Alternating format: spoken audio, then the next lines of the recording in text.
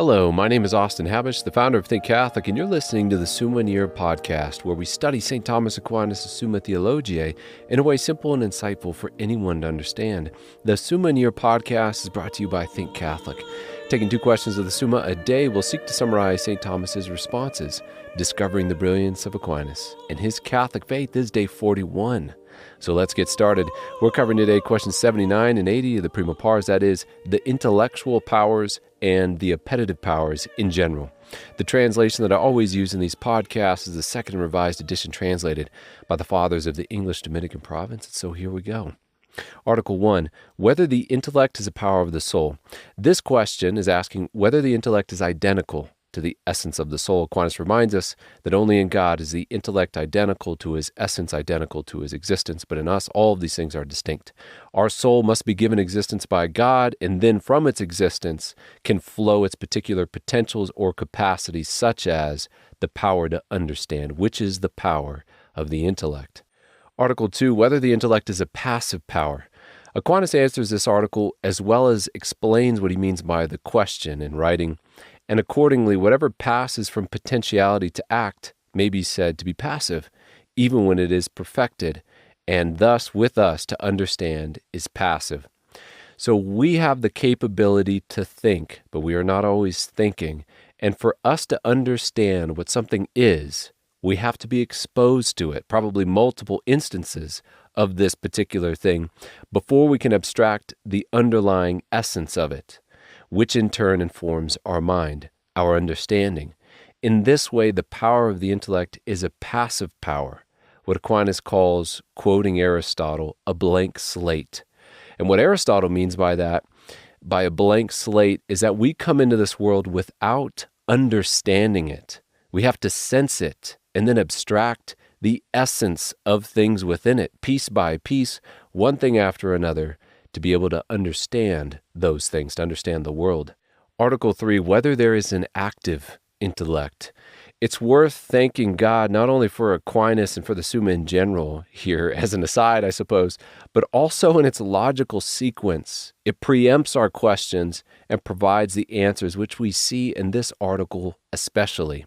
Because if it is the case that the essence of things is not sensed, because you and I have never seen humanity walking down the street. We've never seen the idea of justice with our eyes, but only sensed particular colored, sounding, smelly things.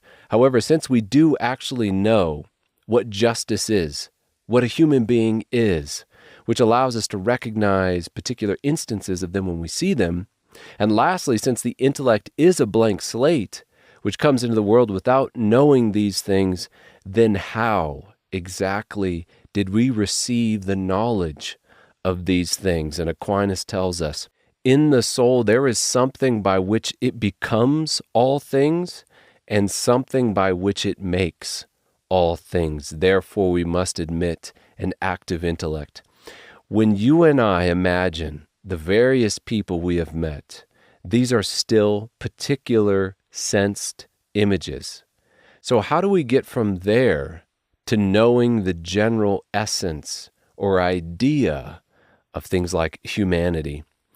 Our mind has to make those imagined images actually understandable.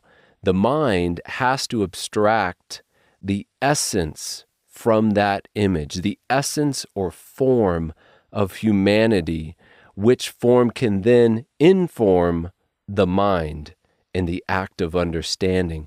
That is how you and I are able to know what a human being is.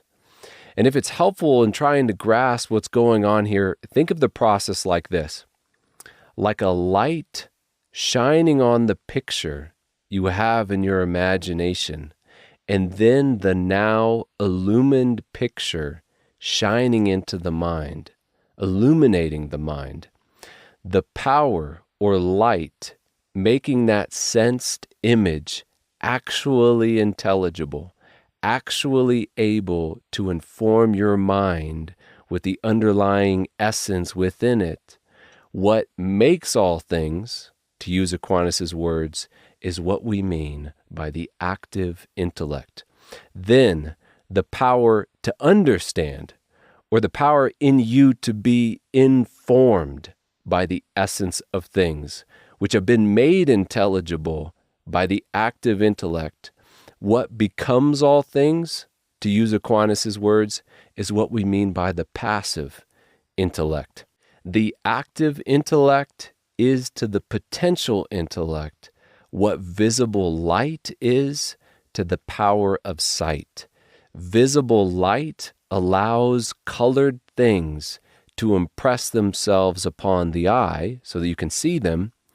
The intellectual light, or the active intellect, allows potentially understandable things to be actually understandable, allowing you to know them.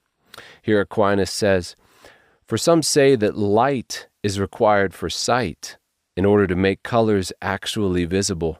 And according to this, the active intellect is required for understanding in like manner and for the same reason as light is required for seeing." Article 4, whether the active intellect is something in the soul. Is it something you can do? Is it a power in the soul? The answer is yes, but it's not a power of a corporeal organ, and therefore it must be a power residing solely within the soul. Aquinas writes, "We perceive that we abstract universal forms from their particular conditions, which is to make them actually intelligible. Now, no action belongs to anything except through some principle formally inherent therein. As we have said above of the passive intellect, therefore the power, which is the principle of this action, must be something in the soul." What Aquinas is saying here is that the potential to make things actually intelligible, the active intellect, must be a potential of some already existing thing, you. Because complete raw matter doesn't actually exist. It exists only potentially, as we've said in previous episodes.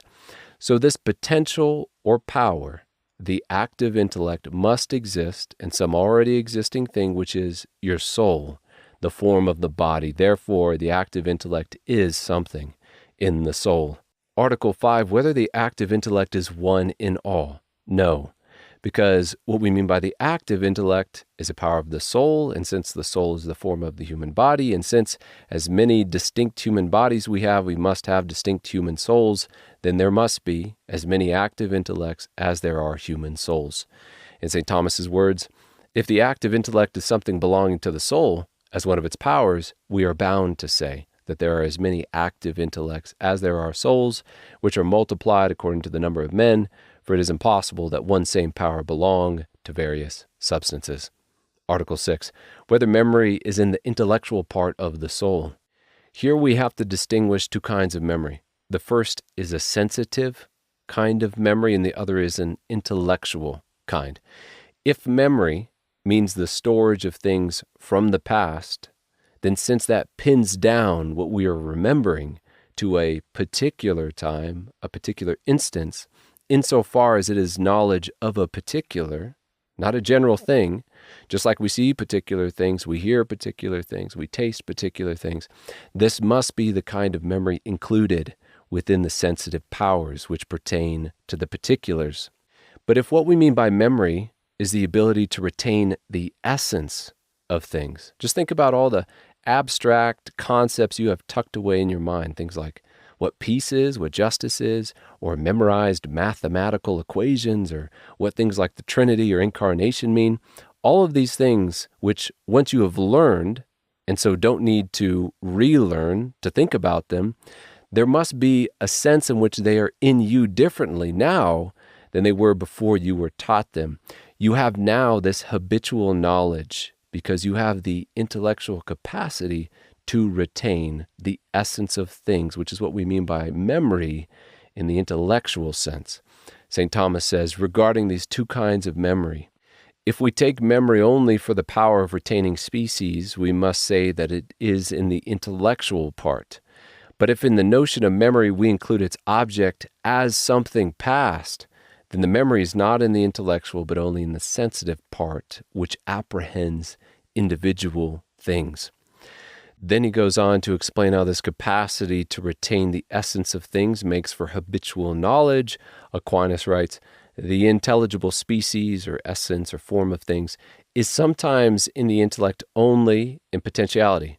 Sometimes the intelligible species is in the intellect as regards the ultimate completion of the act, and that it understands in act, and sometimes the intelligible species is in a middle state between potentiality and act.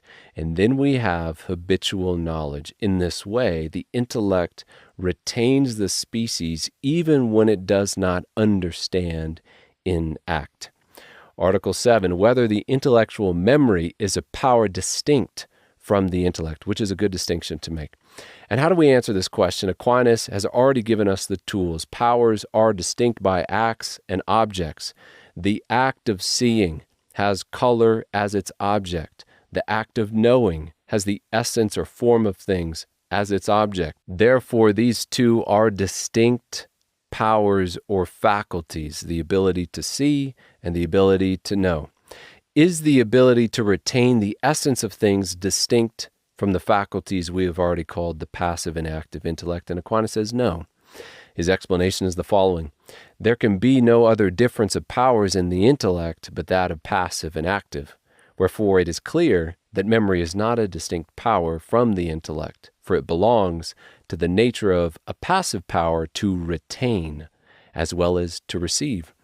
So the object of the passive intellect is the essence of things, and so is the intellectual memory. Therefore, since their objects are not distinct, they cannot be distinct powers.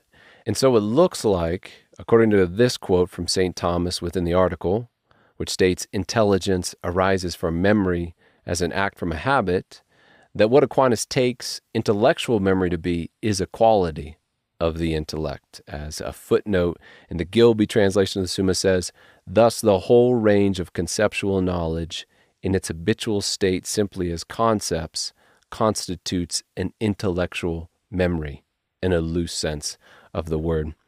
Article 8, whether the reason is distinct from the intellect, Aquinas gives us a concise distinction of these terms. He writes, for to understand is simply to apprehend intelligible truth, and to reason is to advance from one thing understood to another so as to know an intelligible truth. And so to use a famous example, we apprehend what man is simply with the intellect. Then we make a judgment based on that apprehension. We can think man is mortal. Then we reason down to the conclusion that since man is mortal and Socrates is a man, then Socrates must be mortal. We can also reason from fundamental premises like the good ought to be done and the evil avoided to worshiping God in the manner he has appointed is good, therefore I ought to worship God in that manner he is appointed. In thought, we first apprehend the essence of things, then we make a judgment, saying a thing is or is not, and then we reason from those 2 points to a certain conclusion. So reason is not a distinct power from understanding. It is distinct only, as Aquinas says, as movement is to rest or acquisition to possession, of which one belongs to the perfect and the other to the imperfect. Reasoning, therefore, is compared to understanding. Article 9, whether the higher and lower reason are distinct powers. This looks like a distinction that we pick up from St. Augustine, which St. Thomas quotes him to the effect saying, the higher reason is that which is intent on the contemplation and consultation of things eternal. Lower reason is that which is intent on the disposal of temporal things. St. Thomas then responds, the higher and lower reasons are one and the same power, but according to Augustine, they are distinguished by the functions of their actions and according to their various habits, for wisdom is attributed to the higher reason, science to the lower. So wisdom is the knowledge of divine things, and science, which Aquinas will later say, is the knowledge of conclusions. These things are on you or in you, qualities of the mind, augmenting the intellect in some way. And since St. Thomas uses the word habit here, the habit of wisdom, the habit of science, it's good to give a definition of what we mean here by habit, which is articulated in the Gilby Summa as a stable condition, whether acquired or given, which enables a faculty the better to go about its proper business, or even a bad habit to go about it badly. And that is an important definition to hold in one's heart, because the Catholic faith holds faith, hope, and charity to be habits, which we will see in a later volume of the Summa. Article 10, whether intelligence is a power distinct from intellect. What do we mean by intelligence as opposed to intellect? Aquinas writes, this word intelligence properly signifies the intellect's very act, which is to understand. And we can add that since to understand is the act of the intellect, there is no distinction here in powers. As St. Thomas concludes, thus intelligence is not distinct from intellect as power is from power, but as act is from power. Article 11, whether the speculative and the practical intellects are distinct powers. These are terms which Aquinas explains briefly as well as in response to this article by saying, it is the speculative intellect which directs what it apprehends, not to operation, but to the consideration of truth, while the practical intellect is that which directs what it apprehends to operation. And this is what Aristotle says, that the speculative differs from the practical in its end or goal, whence each is named from its end, the one speculative, the other practical, i.e. operative. So the intellect is one, but if it is contemplating truth for truth's sake, it is called an act of the speculative intellect. And if one is considering something for the sake of action, to end in action, we call that an act of the practical intellect. So these terms are not distinct powers. Article 12, whether synderesis is a special power of the soul distinct from the others.